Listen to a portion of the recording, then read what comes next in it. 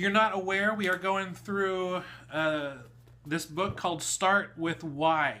About a month ago or so, I put together the Amazon Reseller Book Club, and I thought it'd be really good for us to all go through a book together, see how it can impact our personal lives, our business lives, our Amazon FBA business, and I couldn't think of a better book to start with than Start With Why, because when you really get down to it, when you are able to figure out what your why is, why you want to do Amazon FBA, why you want to be in business for yourself, why you want to make money online, it really helps you connect to making better decisions with your business.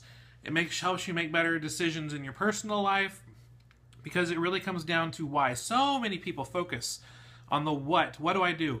What do I learn next? What do I read next? What do I do different next? And they focus on the how. Okay, how do I find inventory? How do I reprice something? I mean, the number one searched thing on Google is how to. I mean, those two words together are the number one thing searched on Google. But why is the fuel? Why is what gives the drive and the passion and gives you the perspective that you need to be able to meet your goals and even exceed your goals. And so we talked last week about chapters 1, 2, and 3. We had a really good time with that. You can find those videos on our catch page, which is fulltimefba.com/catch. That's catch with a K, K-A-T-C-H. I've got a collection there on that page just for book club videos, and so you can just go through that and watch just those if you want to. We've got 9 whole collections currently on our catch page, different topics to help you with your Amazon FBA business. But today is book club. We're talking about chapters 4 and 5 of Start With Why. Next week we're going to be doing chapter 6, and just 6 by itself. 6 is a doozy. It's a long one. But it's really good. And so if you want to find out more information about joining the book club so you don't miss out on any of our upcoming announcements of when books are going to be announced, what books we're going to do next, get the reading plan, all that kind of stuff, go to fulltimefba.com/book club. And if you want to get information about the reading plan for Start With Why, you can go to fulltimefba.com/start-with-why. I apologize to my beautiful bride who has to type in all those hyphens, because I know those are annoying, but I appreciate her doing that in the comments. So let's get right to it. I have got a few selections that I'd like to read for you that really apply to our Amazon FBA business. In the chapter, it started talking about our limbic brain and the neocortex, and how those different areas of our brain kind of control what we're doing. And if I'm already losing you with limbic brain, neocortex, the limbic brain is more of the why, and the neocortex is kind of the what. And so the limbic brain is our feelings. It's things you almost can't even put into words, and neocortex are kind of like the reasons and stuff. And so I want to kind of read a section of this to you. All right, our limbic brain is powerful enough to drive behavior that is sometimes contradictory to our rational and analytical understanding of a situation. We often trust our gut, even if the decision flies in the face of all the facts and figures. Richard Restack, a well-known neuroscientist, talks about this in his book, The Naked Brain. He says, when you force people to make decisions with only rational part of your brain, they almost invariably end up overthinking. I don't know how many times you've been sourcing for an item, and you're just overthinking things. You're like, I've got the sales rank, and I've got the competitors, and I've got the camel data, and I've got the price, and I've got how much capital I have, and I've got how much capital I need to save, and I've got my disbursement's coming up next week, and do I even sometimes you can have so much information that it's that whole paralysis analysis that goes on. These rational decisions tend to take longer to make, says Restack, and can often be of lower quality. In contrast, decisions made with the limbic brain, our gut decisions, tend to be faster, high-quality decisions. This is one of the primary reasons why teachers tell students to go with their first instinct when taking a multiple choice test. Trust their gut. The more time spent thinking about the answer, the bigger the risk that it may be wrong. Our limbic brains are smart and often know the right thing to do. It's our inability to verbalize the reasons that may cause us to doubt ourselves or to trust the empirical evidence when our gut tells us not to. And so I guess as Amazon resellers, we have to make sure we find the proper balance between the information that we have access to when it comes to making sourcing decisions, when it comes to making decisions for your business, the information that we have access to, and our gut feelings. Because you don't want to just, if you're an Amazon reseller, you don't just go up to, go to a store and be like, okay, this item, yeah, I'll sell this. I'm going to buy this item to resell. This item, I'll buy this item to resell. This book, yep, I'll sell this item, and just kind of go based on your gut. No, you need to have more information. You need to be able to understand, how much the item costs, how much you could make, what the sales rank is, how quickly it might come back. But sometimes we can get thinking too much.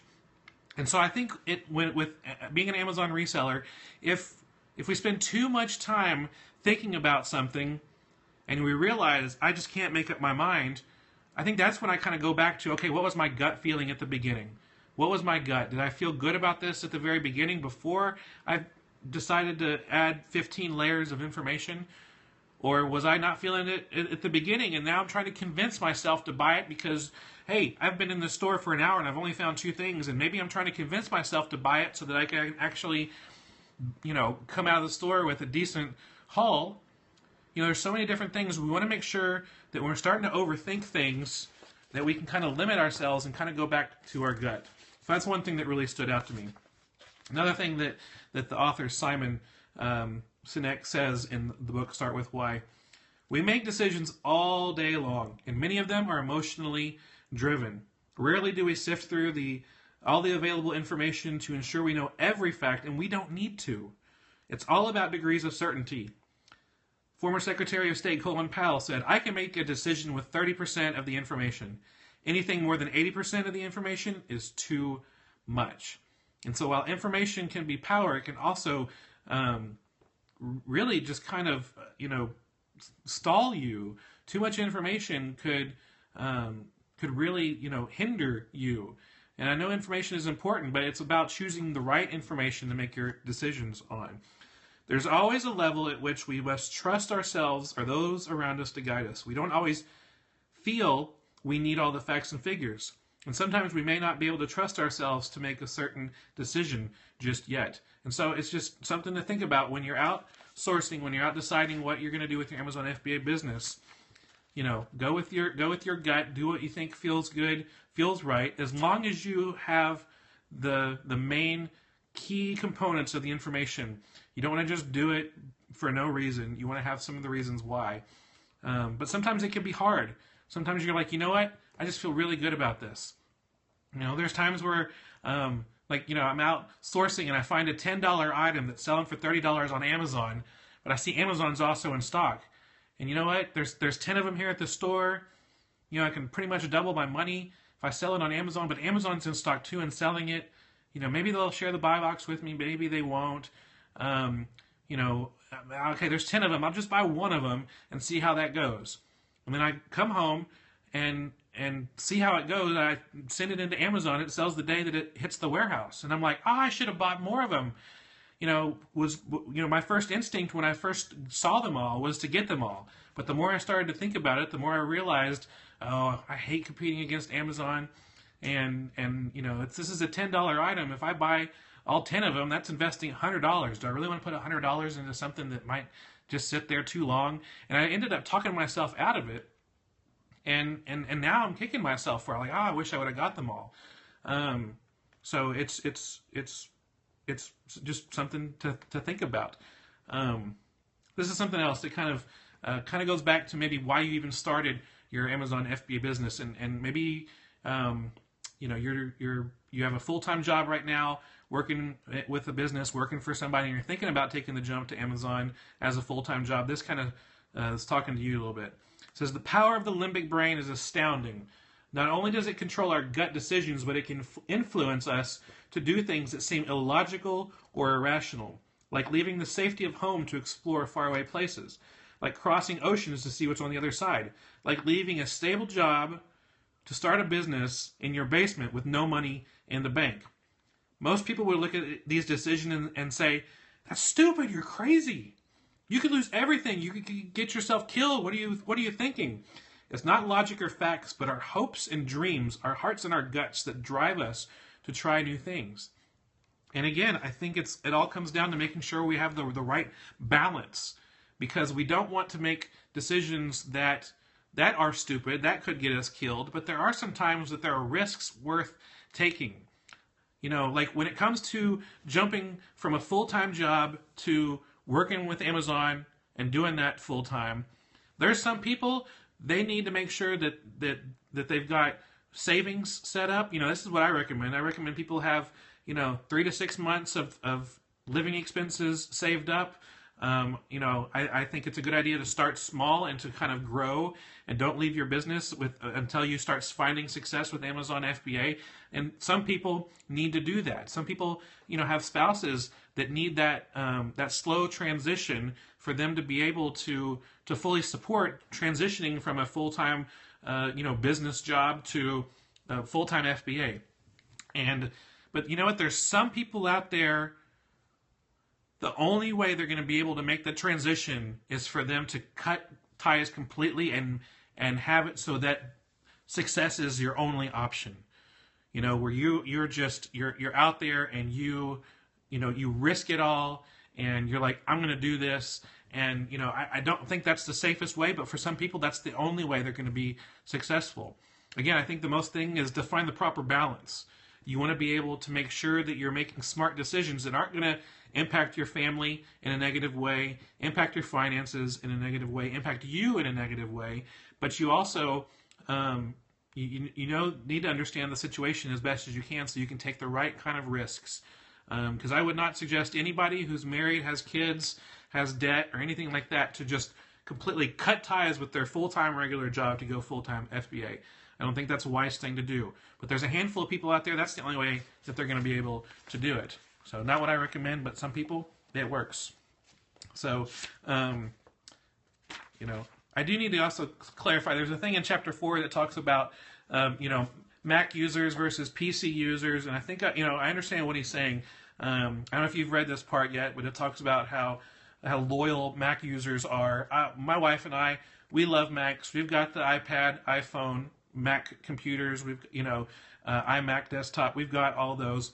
But, it's funny, when I'm reading this, it's, did I buy a Mac because I really resonated with the company's, why? Like Mac's why, Apple's why is that, they buck the status quo, and they, are out there to change the world, and is that why I bought it, or did I just buy it because I had a PC that I had to restart every single day because it wasn't working, and I had viruses on my computer that kept, ruining my files, and because I had to, keep buying a new computer once or twice, once a year, every other year, to just be able to keep it going, that I had to turn my computer on, go make a cup of coffee, and come back, and it's halfway loaded.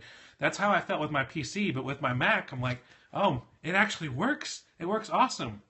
And, that's one of the reasons why we love Mac, is because it works. Now, we also resonate with their why. We want to be able to make, be a part of trailblazing business, a business that has focused around innovation and invention and things like that. But, I guess it's probably a good balance of both. So that's something, just thought I'd throw that in there because, yeah. And maybe, maybe I'm completely fooling myself, and that's why we use Macs, but who knows. All right, a couple things in chapter 5, and then we'll get on the road. So chapter 5 is all about clarity, discipline, and consistency. It says when the why is absent, imbalance is produced and manipulations thrive. When manipulations thrive, uncertainty increases for buyers. Instability increases for sellers, and stress increases for all. And so the way I think about this with our Amazon FBA business, when the why is gone, when we're not connected with the why, we are more susceptible to the manipulations that are all around us. There are so many things that are trying to distract us, trying to get us to buy the next thing. Like I put together information products. We sell the Reseller's Guide to Board Games, the Reseller's Guide to a Year in FBA. We got Married to Reselling. We've got a bunch of different info products. But I put those information products out there to help people. I don't want it to distract people. If somebody's in the middle of learning how to do wholesale, and then they get an email from me that I've got a new book coming out, I don't want to be a distraction to them. I'm trying to serve those who are, trying to build their business and trying to learn something new. But a lot of times we get so caught up in, we don't want to miss out. We don't want to miss out on things that we might not be able to take part of. We don't want to miss out on information that might not be there tomorrow. And we want to be sure that we get the best price on everything. But a lot of times when we start to lose our why, then we're more susceptible to distractions that are out there. And I think about the acronym FOCUS, FOCUS, follow one course until successful. When you know your why and you resonate with it and you think it through daily, when you think about it, your why, when you're making decisions with your business, when you're making decisions with your family, it helps you to stay focused. It helps you to go through and finish the task. It helps you to break through the distractions that are stopping you from doing your business. It helps you to go back and be able to really focus. I mean, it really, really is the key that helps bring everything together. So I hope by now you're starting to figure out what your why is. Whether your why is financial freedom, whether it's personal freedom, whether your why is supporting your family, whether your why is spending more time with your family. And of course, your why impacts your how. Once you know your why, once you know why you do what you do, the question of how will you do it comes up. Hows are your values or principles that guide how to bring your cause to life. How we do things manifests in the systems and processes within your business. Understanding how you do things enhances your ability to work with your natural strengths. Understanding how gives you greater ability, for example, to hire people or find partners who will naturally thrive with you. Ironically, the most important question with the most elusive answer, why do you do what you do, is actually quite simple and efficient to discover, and it'll be talked about in later chapters. The discipline to never veer from your cause, to hold yourself accountable to how you do things, that's the hardest part, and it really is. It's sometimes hard because we hear about we're trying to focus on one thing, and we hear about someone else's success with something else, and we're so tempted to be like, that just sounds so much easier. That sounds like it's better. That's working for them. That's working for them. I'm going to leave this and go over there. And so then you're over here working on this, and you hear about somebody else over here. Now that's working for them. I want to hear more about that. And years go by, and you don't make any progress. You don't gain any traction because you're not focusing. You're not following one course until successful. I mean, even with your email inbox, I've got probably about 20 or 30 different folders in my email because I've got so much information coming into my email, but I want to save it for later. So I've got a folder that's all about private label. I've got a folder that's all about online arbitrage, a folder that's all about wholesale, a folder that's all about, every different type of way that you can think about your business. I've got a folder for it. And so when I get information in about that, I'm like, okay, that could be a distraction. That sounds really interesting. I'm going to put it in this folder, and when I'm done focusing on what I'm doing right now, I'll jump on that later. So that's about the how, and then it also goes hand in hand with the what. It's all about focus. And so if you don't know your why, you can't know your how. A lot of us trying to think, okay, how do I do this? How do I get out of debt? How do I make 6 figures in sales on Amazon? How do I learn a new category? Well, if you don't know your how, or you don't know your why, you're not going to figure out your how. And that's when we start doing that whole information overload, where we think we need to read everything.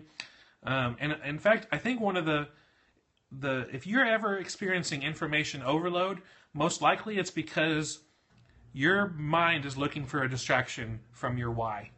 Your mind is looking for a distraction from the one thing that you're supposed to be focusing on. And so, like, if I feel like I'm ever experiencing information overload, I realized, okay, I need to stop, because I love learning new things, but you know what? It doesn't go back to my core focus right now, and so I need to just let it go. You know, in fact, I was just having a conversation with my wife Rebecca the other day, and she was talking about this new ebook that she got, and she was really excited about it. And we were talking about the new ebook that she got, and I suggested, I was like, you know, the only thing is after you read this ebook, you're going to want to implement everything. We've already got a full schedule of things that we're wanting to do. And she was like, you know what, you're right. And you know, so we put it off. We actually put a time on the calendar. When I finish this, then I'll read this ebook that will help me learn something new. And I'm glad I was there for her. She's there for me with the same things. She keeps me accountable. And really, when it comes down to it, who's the number one person we deceive, the number one person we manipulate, the number one person who distracts us? It's ourselves. And so I really think that with connecting with your why, talking to somebody about it, finding accountability, having that kind of conversation with people so they can keep you accountable to stick with the things that you're doing if they go back to your why, because you know, there's just so many different things that could go on, so many things that could go wrong. I mean, you know, if you know, I just keep thinking about it. If you lose your why when you're outsourcing inventory, you might buy things that you regret. If you lose your why when you're like grading a condition of a book, you might overgrade it and end up getting negative feedback because the person's like, that's not like new condition, this is like in good condition, and you're trying to, like, you know, bump up the condition to maybe make a little bit more money.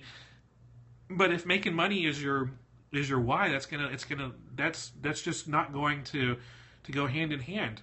But if you're like, you know what, I want to run a business that gives me the freedom to work from home, to spend more time with my kids, to spend more time with my family, to have the financial freedom to be able to not worry about debt, to set up myself for retirement, then that helps you make much better decisions in the long run with your Amazon business and your personal life.